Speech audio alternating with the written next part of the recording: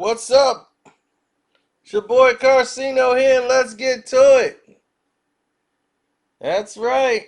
Nick Cannon is now bringing the fight to Viacom. Yeah. I'm going to tell you my thoughts about it. Because that was the last video I did that got a lot of hits before everybody just started going crazy and attacking my page, trying to take it down. Now,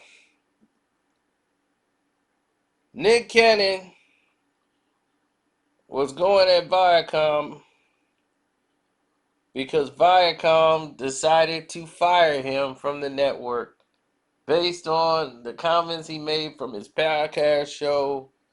I believe it's called Cannon's Class or something like that. I haven't really had a chance to really check it out. I checked out like a couple of episodes, but I don't know if if it's the same thing. I think I was watching it before it was named, and you know, he's hosted Wendy's show before, and Viacom, they own like Nickelodeon. So when he was doing his all that, Viacom was, you know, they own a lot. It's very difficult. They own a lot of stuff, man. But they're not in total control of every single entity, but they got a lot of power.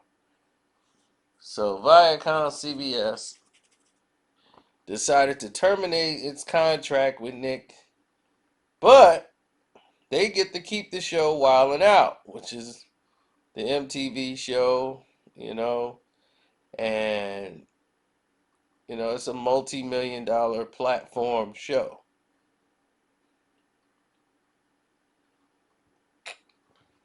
Nick brought it back to life, and it was bigger than ever. Now, he decided that he wanted to respond to Viacom, who claimed that, Nick didn't try to reach out to them, like they felt like he didn't apologize, and he was like, I did apologize. They trying to make it seem like I didn't. I even tried, I even reached out to the Jewish community. So a spokesperson came out and said, you know, about Nick talking about all advertisement, Viacom banned all advertisement that supported George Floyd and Breonna Taylor.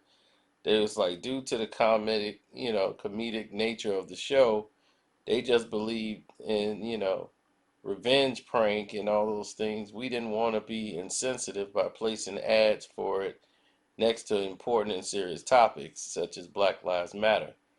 This is a standard practice we use with our media agency to ensure that our ads don't come across as tone deaf or disrespectful.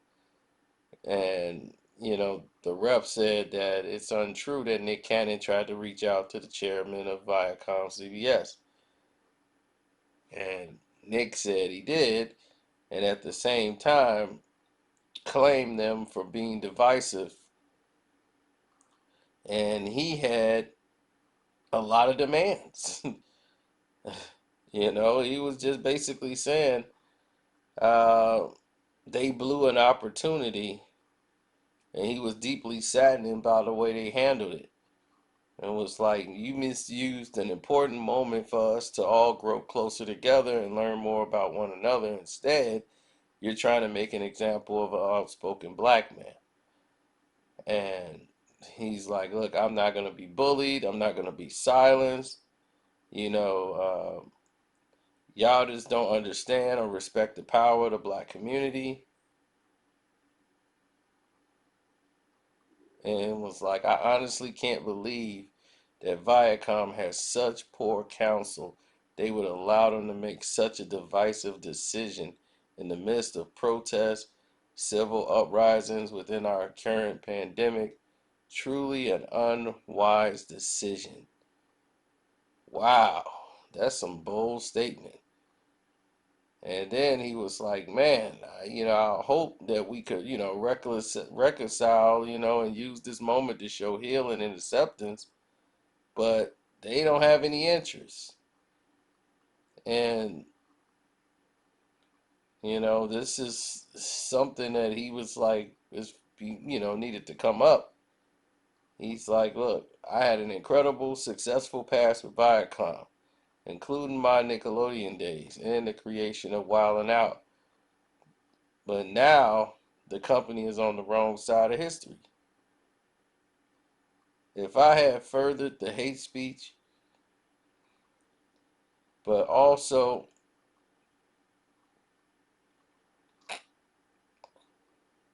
I want to make clear that I will fight for my full ownership of my $1 billion Wild 'N Out brand that I created, and they will continue to misuse and destroy without my leadership.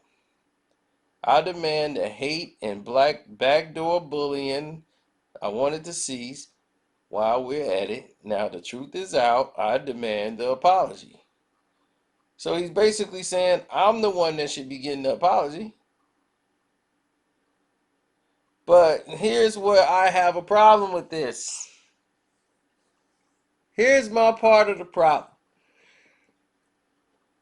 Oh, Nick, when you built this show, I know what kind of deal you did, and you think that the show was going to be yours fully. It's not. It's a part in your contract that if they deem you do something that is detrimental to the company, the business, they could terminate you and they could keep the show. It's in your contract, and you agreed. So you're still a part owner of the show. But now that you're terminated, it's basically their show now. And you were basically an employee. So instead of partnering with Viacom CBS, you're basically still working for them. Even though you built the brand for them.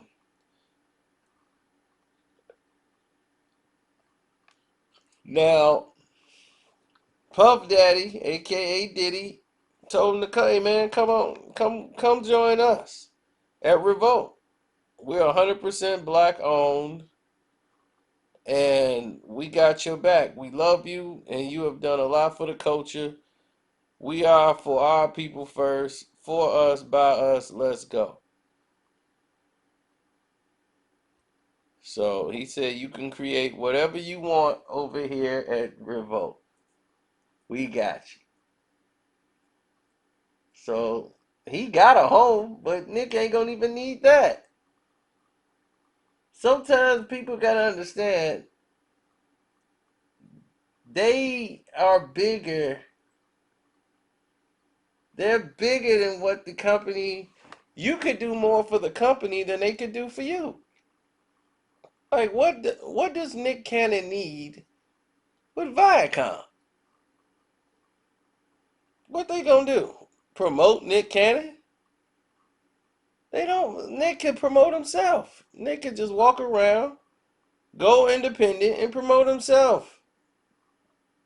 He don't even need the people that's out there trying to put the show together. They just putting up money and guaranteeing a lot of stuff because they want to partner up with him and distribute the show. But like I said, this highlights the problem in the business. We think we owners and we're not. We too busy trying to be Big Willie and looking silly. You got to understand contracts. You got to know what's yours and what's not. I'll be damned if I'm finna sit here and do all this creation and I don't own anything. and I'm just at the mercy of whatever they decide to do.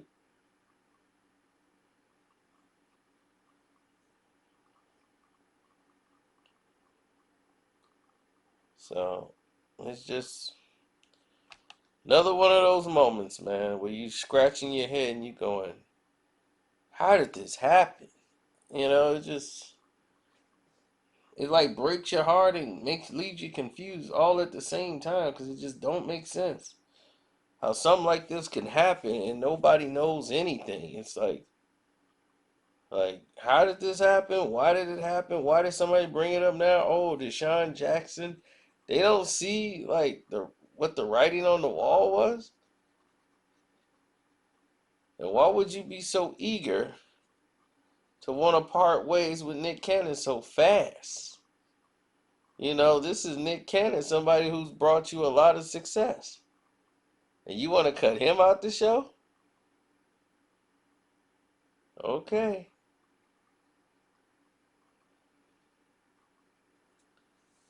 Okay.